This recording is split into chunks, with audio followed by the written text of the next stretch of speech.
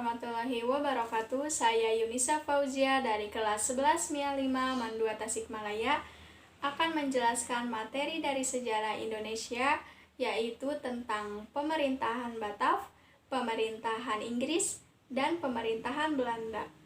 1. Pemerintahan Batav oleh Daendels dan Jansen.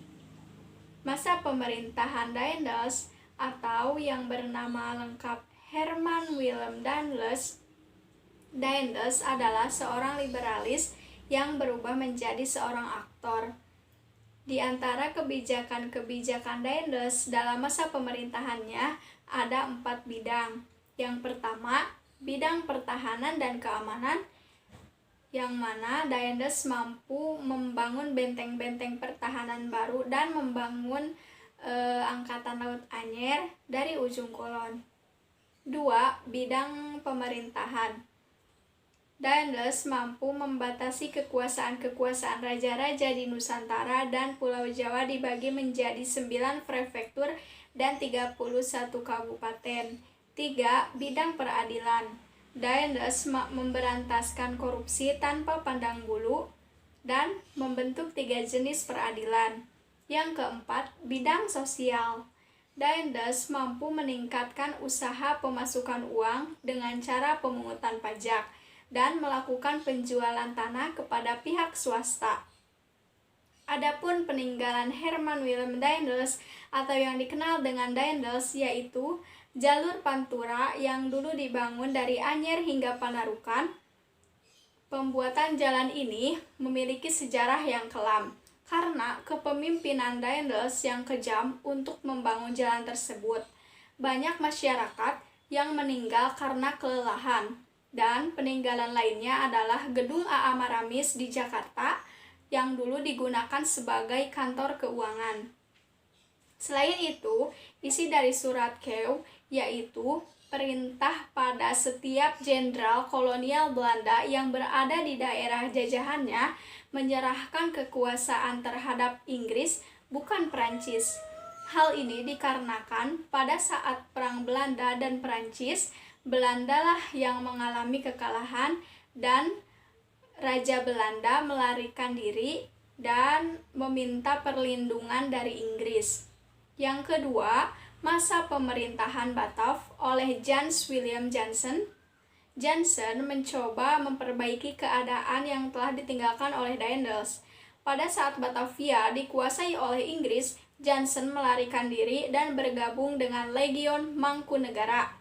Karena Legion Mangkunegara terbentuk atas saran Daendels.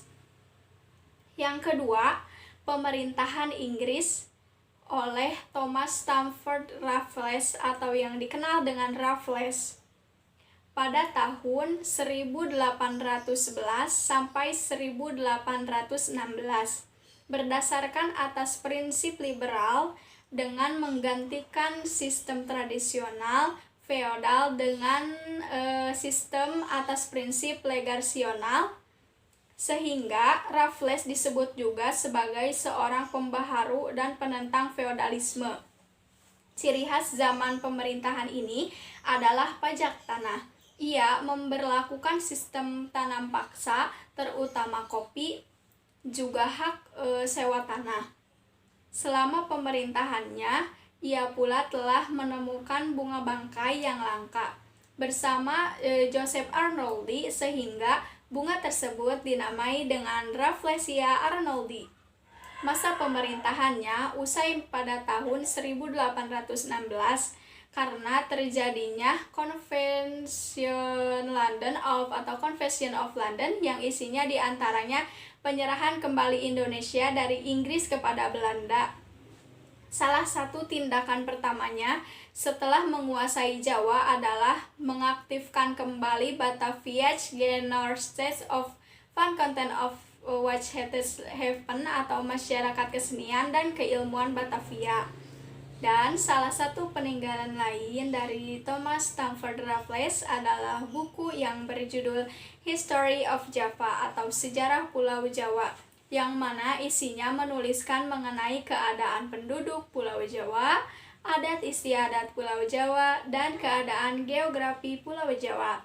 Yang ketiga, pemerintahan Belanda oleh Willem Alexander. Belanda adalah sebuah negara monarki konstitusional yang mengakui raja atau kaisar sebagai kepala negara. Willem Alexander Claus lahir 27 April 1967, adalah penguasa monarki di Kerajaan Belanda yang terdiri dari negara Belanda, Aruba, dan Sint Maarten. Ia adalah pimpinan warga Habsburg dan menjadi warga kerajaan Belanda sejak kematian. Sekian dari saya, mohon maaf apabila ada kesalahan. Wassalamualaikum warahmatullahi wabarakatuh.